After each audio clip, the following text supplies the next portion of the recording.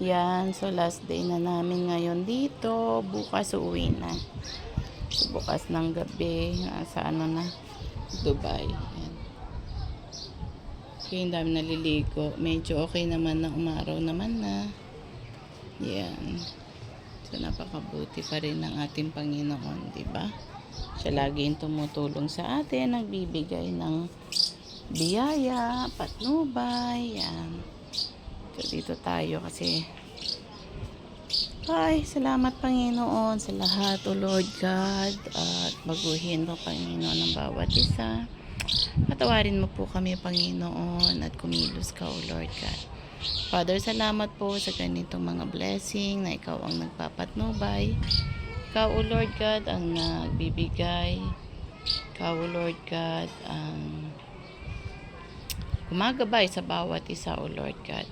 Langin po namin na yung pag-iingat, ang iyong katapatan.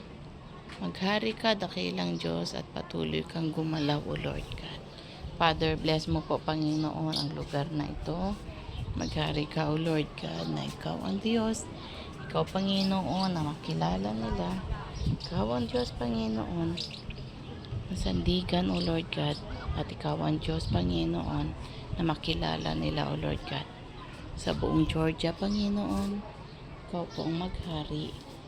At kung tinawag din silang mga Christian dahil may flag, may cross yung kanilang flag, Father, na makilala ka nila, tanggapin ka bilang Lord and personal Savior ng mga tao rito, O Lord God, magmula sa kanilang presidente, sa pinakamababa, gumalaw ka ang lahat ng mga worker dito, Panginoon.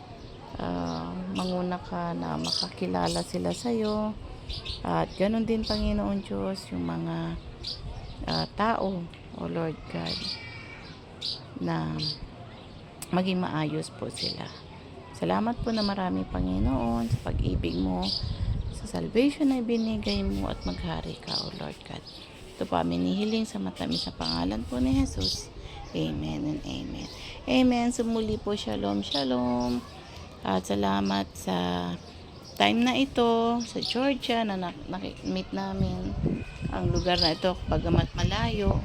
So 2 hours away from bayan sa Tbilisi, but thankful kasi napakabuti ng ating Panginoon na nakita natin. Yan ang mga creation ng ating Panginoon, yung kabundukan na yan na napakaganda. God's created niya yan, kinreate niya, mga bundok na yan na nakikita natin. Siyempre ito handmade na po yan. Although ang Panginoon ang gumawa niyan, ang mga trees, ang mga damo, ang Panginoon, ngunit sila yung nagsalansan, sila yung nag-ayos, no? Para gumanda yung mga kalsada, lalo nila napaganda ko yung handmade na gawa. Yung handmade na ito at gawa ng Diyos, pinag-combine, lalong gaganda, di ba? Dahil sa talino na binigay, no? Sa wisdom na ibinigay ng mga tao, no? So napaganda nila, tignan nyo yan, may park, may mga trees, pero ang Diyos pa rin, di ba?